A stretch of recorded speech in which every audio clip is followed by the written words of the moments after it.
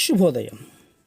Global బెతేనియా Calvary ministry తరపున ఈ ఉదయకాల సమయంలో మరొక్కసారి మీ అందరితో కూడా కలుసుకుని దేవుని యొక్క పరిశుద్ధమైన మాటలు ధ్యానించుటకును దేవుడు నాకు ఇచ్చిన మధురమైన అవకాశమును బట్టి దేవునికి ప్రత్యేకమైన వందనాలు తెలియచేసుకుంటూ ఉన్నాను. ఈరోజు కూడా పరిశుద్ధమైన వేద గ్రంథములో నుండి మరి యొక్క చక్కటి మాటను చదువుకుందాం.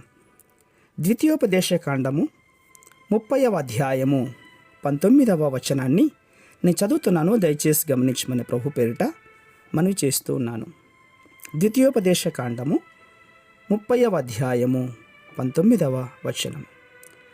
నేడు జీవమును మరణమును ఆశీర్వాదమును శాపమును నేను నీ ఎదుటను ఉంచి భూమ్యాకాశములను మీ మీద సాక్షులుగా పిలుచుచున్నాను. దేవునికి మహిమ కలుగునుగాక. అవును ప్రియులారా, పాపములో బ్రతుకుతున్నటువంటి మనిషి యొక్క కన్నులకు సాతాను గ్రుడ్డితనమును కలుగజేశాడు. కాబట్టి తప్పుడు నిర్ణయాలు తీసుకొని జీవితమును నాశనంలో ముంచేస్తూ ఉన్నాడు.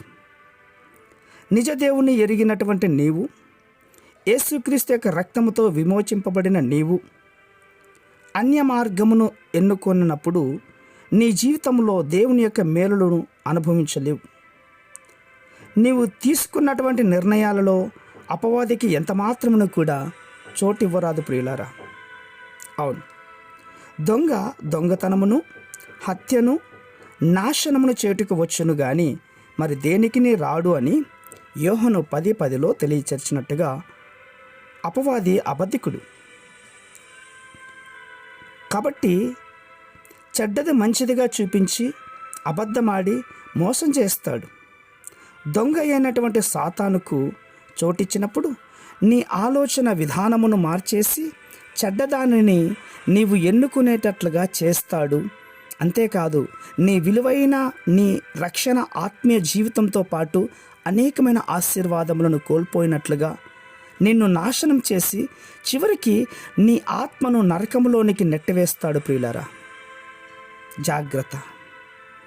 నీవు చెడ్డదానిని ఎంచుకున్నప్పుడు నీతో పాటు నీ కుటుంబమునకు, నీ చుట్టూ ఉన్న సమాజానికి కూడా నీవు తీవ్రమైనటువంటి నష్టాన్ని కలిగజేసేవాడిగా తయారు చేస్తుంది.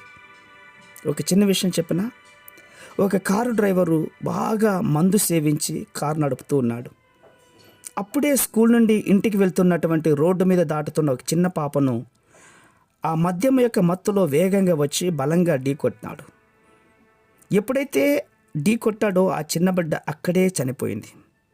ఆ కారు డ్రైవరు మద్యం సేవించి కారు నడపాలని నిర్ణయించుకోవటం వలన ఆ చిన్న బిడ్డ యొక్క తల్లిదండ్రులకు ఎంత విషాదం కలిగజేస్తాడో తెలుసా? మద్యం త్రాగటం వలన ఆరోగ్యం చెడిపోయి అప్పుల పాలై కుటుంబంలో ఎన్నో శోధనలు తీసుకొచ్చిందే కాక తప్పుడు నిర్ణయాల చేత తన జీవితం అంతా కూడా చీకటమయమైపోయింది. మద్యం తాగాలా తాగకూడదా అనే 2 ప్రశ్నలు నీ ముందు ఉన్నప్పుడు నువ్వు ఏది ఎన్నుకుంటావో అదే నీ జీవితం నిర్ణయిస్తుంది. కాబట్టి ఈ సంవత్సరపు అంత్యంలో ఉన్నటువంటి నీవు చెడ్డది కానీ మంచిది కానీ 2 నీ కళ్ళ ముందు దేవుడు పెట్టాడు.